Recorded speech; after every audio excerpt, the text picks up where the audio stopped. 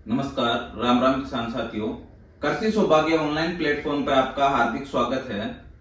जैसा कि आपने थंबनेल में देखा है कि आज मैं एक बहुत ही महत्वपूर्ण सूचना लेके आपके साथ हाजिर हुआ हूं, जो इस प्रकार है कि जो गिरदावरी में P35 क्रमांक लगाया जाता है पटवारी के द्वारा, वो क्यों जरूरी है।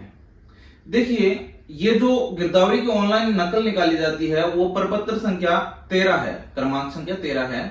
तो यह एक गिरदावरी की नकल होती है असल में, और इस पे पटवारी जब अपनी मोहर लगा के और एक क्रमांक दर्ज करता है, वही क्रमांक वह पटवारी अपने रजिस्टर में दर्ज करता है। उससे यह फिक्स होता है कि जो गिरदावरी की नकल है वो ओरिजिनल है, इसमें कोई भी बदलाव नहीं किया गया, पीडीएफ के साथ कोई भी बदलाव नहीं किया गया है, और यह जो मेरे रिकॉर्ड में है वही गिरदावरी की नकल है, ओरिजिनल नकल है। ठीक है, इसमें कोई भी प्रकार का बदलाव नहीं किया गया।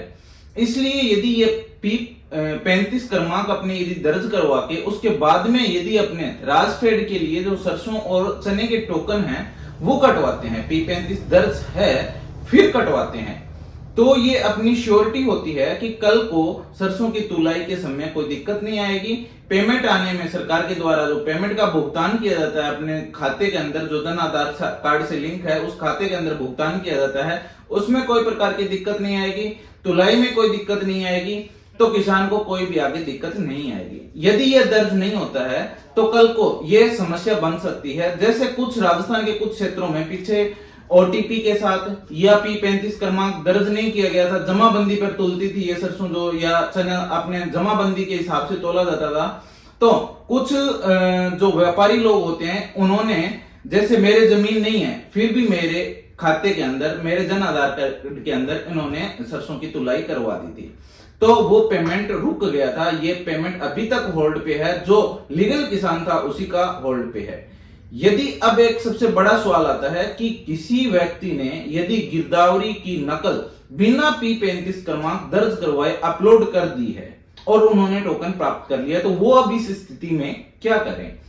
तो उस कंडीशन के लिए क्या करना चाहिए उसको कि राजफेड की एक ऑफिशियल मेल आईडी है, जो मैं आपको वीडियो के डिस्क्रिप्शन में दे दूंगा। उस मेल आईडी पे एक एप्लीकेशन लिखें कि हमने ये जो राजफेड को है एप्लीकेशन सबमिट की थी जिसमें P35 क्रमांक है वो मैंने गलत लगा दिया, और मैं पुनः इस फार्म को रीसेट करना चाहता हूं या निरस्त करवाना चाहता हूं। जो पहले टोकन है उस टोकन को टोकन नंबर दर्ज कर दें उसमें एप्लीकेशन में, और इसको मैं निरस्त करवाना चाहता हूं और दोबारा P35 क्रमांक सही लगाकर मैं दोबारा रजिस्ट्रेशन करवाना चाहता हूं।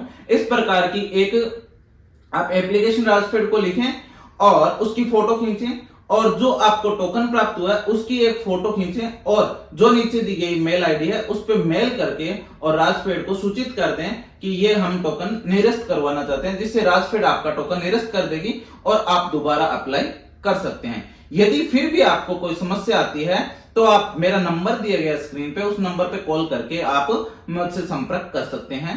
धन्यवाद।